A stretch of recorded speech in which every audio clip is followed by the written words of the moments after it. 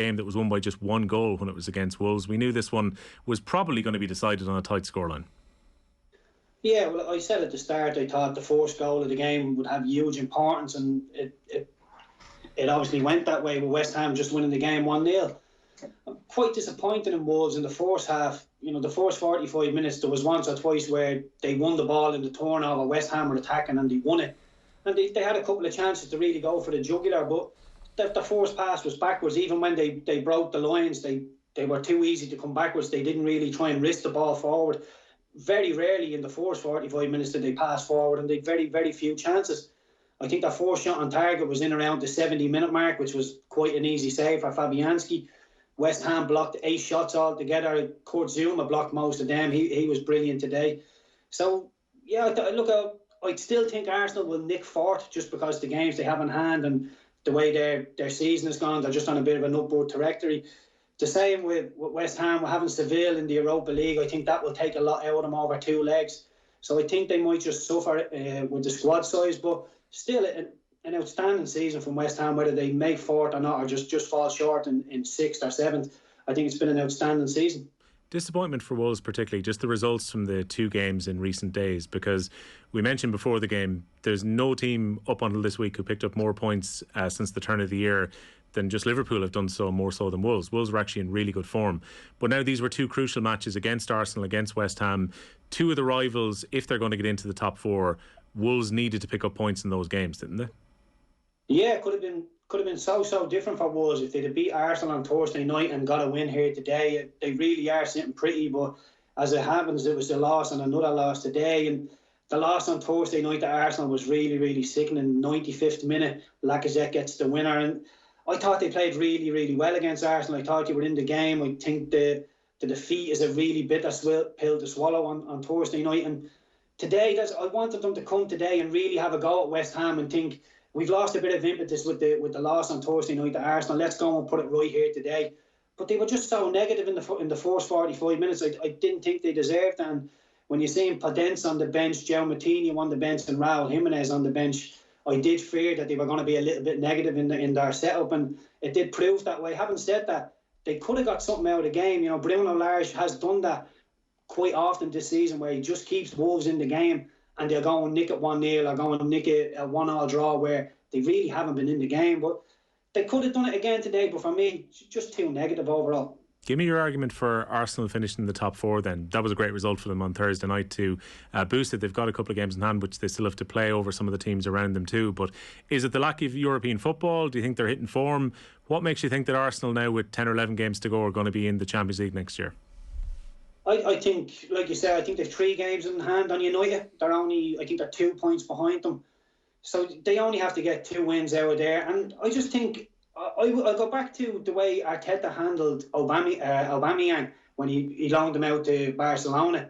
I think that was such a good move, because there's a core of that Arsenal team are young players. When you look at Smith-Rowe, Saka, Kieran Tierney, these type of boys who are trying to make their name in the Premier League, if they're looking at the likes of Aubameyang going home and not coming back and not really respecting the rules of the club, that does filter down to the young lads. But Arteta had none of it. He disciplined them, and he basically said, I don't care if you are our most productive, best player. If you're not doing what you should be doing off the pitch and you're not setting a captain example, you're out here. And I think he handled it so well. And I think that filtered down to the team. You can see by the way they're playing now, and they seem like they're playing for each other. They're a real team. And although you took that class of Aubameyang out, I think it brought Arsenal together, makes them a tighter bunch. And with the games in hand, I can only tip Arsenal to go and get fourth. And saying that as well, I have to say, I think United are so flaky at the minute that would be one of the main reasons I'd give it to Arsenal as well. Yeah, I was just going to say, pre-game, you mentioned Manchester United should have won against Watford at home. Watford haven't picked up too many points this season. They've taken 4 from Manchester United because they won the game with Ole Gunnar Solskjaer sacked as well, which, if United miss out in the top 4, they'll probably look back at their 2 games they probably should have won. What do you think the reason is that United look as flaky as they are? Because I thought they were lucky enough to get away with a 1-1 draw against Atletico Madrid in Spain during the week, where if Atletico had taken their chances in the first half, they could have been home and hosed. United stayed in, Elanga got a goal. But as you say, United have been very inconsistent, particularly in the last few weeks. Yeah, I don't know. I think there's a bit of a disconnect. I think Harry Maguire, his form has dropped dramatically lately. I don't think he's the player he was when United bought him, say. And I just think there's a lot of people starting to struggle. Having said that, I know Sancho's starting to come into his own now. Alanga looks brilliant, you know. I love watching Alanga. Sancho looks the 73 million player he was bought for. But as a team, I haven't seen a good team performance under Rangnick yet. I've seen individuals start to come to the forefront, but as a team, I think there's a disconnect. Sometimes Ronaldo will play well, Alanga will play well, but Harry Maguire will play poorly, Varane will make a mistake, Luke Shaw might do something wrong, McTominay and Fred, I'm still not 100% sure about. Well, I am 100%, I'm 100% and I'm not sure about the two of them for United. I just think there's a huge disconnect. There's some extremely talented boys, there's some not so talented boys. You know, some of them are working hard, some of them aren't working hard. I just think there's a huge disconnect. And when you bring in an interim manager for 6 months, it's so hard to, when he sits down with a Rashford or a Ronaldo and says, I want you to play this way and that way, if you don't want to do that, it's hard to force yourself to do it because you know he's not going to be here in 6 months. So I just think it was really poorly thought out by United in the background, and it has filtered onto the pitch. And you know, I just can't see United. If United do get fourth, it wouldn't be beyond the realms of possibility that they do.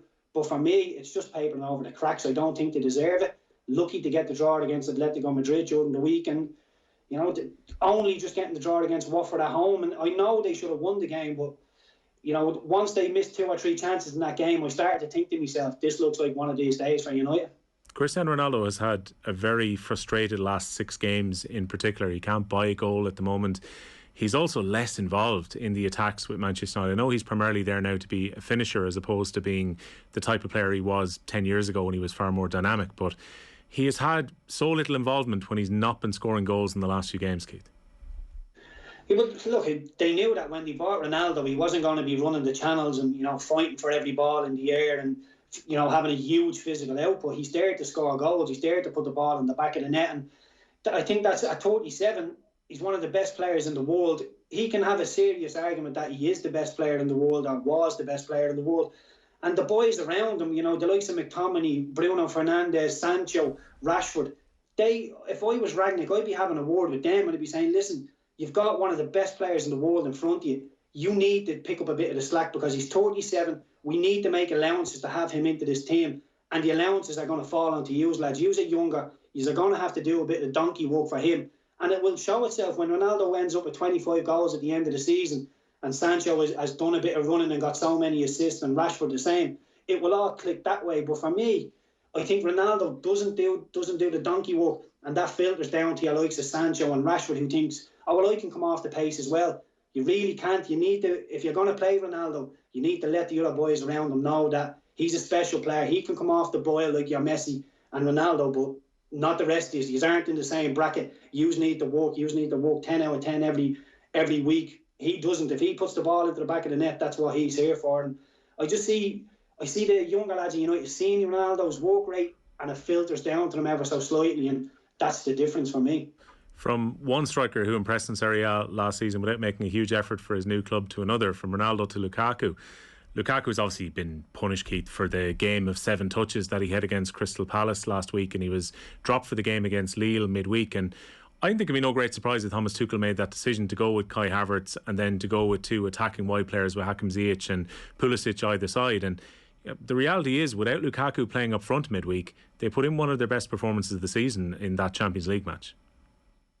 Yeah, they did. They were really good. And the thing with Lukaku is, I think if you're going to play Lukaku, you must play to his strengths. Similar to United at Ronaldo, if you're going to play him, you've got to play to his strengths. If you're going to play Lukaku up front for Chelsea, there's no points, you know, rolling the ball down the channel, doing all that stuff. He's a willing runner. He will try, but he's one of them players that if you're a winger and you come off the wing and you see a channel into his feet, you must give it into his feet, because there isn't a centre half around that is going to shift Romelu Lukaku out of the way and go and get that football. So if you're going to play him, you need to get the ball into his feet and get runners off him, just like Chelsea have with Pulisic and Havertz and the likes running on beyond them. And sometimes the Chelsea wingers are so hard to read. They will go to the byline, they'll come back, they'll take a touch, they'll try and beat that player again. I think Lukaku gets annoyed at that. You'll make a run, it doesn't come in. He'll come back out, you'll make another run, it doesn't come in. And eventually he's getting annoyed and just saying, I'm not making that movement anymore. And lo and behold, that's when the ball does come in. So I think they just need to do a little bit more work on the training ground, get a little bit more familiar with each other, what Lukaku's real strengths are and what the winger strengths are. Then they just need to get an understanding together, because 97 million, I don't think you can take him and after 10 months, 9 months, it's not working and just throw him out the door. I think he needs to be fitted in, and there is a class player in there. I just think you need to get the team playing around him. Yeah, well, he's not starting today for Chelsea against Liverpool in this Carabao Cup final. It's Kai Havertz who's going to lead the line again, Mason Mount behind him, and Pulisic being rewarded for his good performance against Lille during the week. They've gone with two wing-backs with Alonso and Azpilicueta. There's no Christensen, who got injured during the week, so Chalobah comes into defence alongside Silva and Rudiger, and Kovacic's been past fit alongside Kante to play in front of them. The Liverpool team then, you've got Caoimhín Kelleher is going to keep goal. There's a back four of Alexander-Arnold, Joel Matip, Van Dijk and Robertson. Their midfield is Thiago, Fabinho and Henderson, and they've gone with Salah, Mane and Diaz up front. To ask you about Kelleher first, this is a great occasion for him. Republic of Ireland player playing in a major cup final.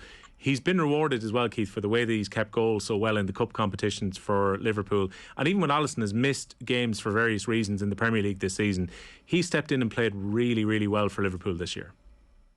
He has, yeah. I've been really impressed with him when he's come in. He's not only is he a good shot stopper, first and foremost, as a goalkeeper, you need to be a good shot stopper, but he can play football as well. I've seen some back passes being rattled into him, and he's took good forced touches and just played her out like he's a normal player. Sometimes you can see goalkeepers get really flustered with stuff like that, and the ball gets stuck under their feet, and a little bit of lack of confidence. But he seems full of confidence, and I'm delighted for him. And I think the only thing for us as Ireland fans is we've got two outstanding young talents in our team, in the Republic of Ireland team at the minute. It's just a shame that the both of them are goalkeepers.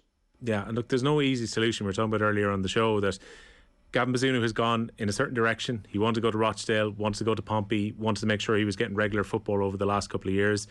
You know, Caoimhín Kelleher has been asked directly about this, his own decision not to go out on loan and to stay as Liverpool's number 2 and to install himself very much as Alisson's backup at Liverpool. There's probably no correct answer, because Kelleher will say he's benefiting from world-class facilities, from a world-class coaching team. He's learning from Alisson on a daily basis, and Bazunu will say, look, I'm benefiting from playing week on week, even if it's at a lower level.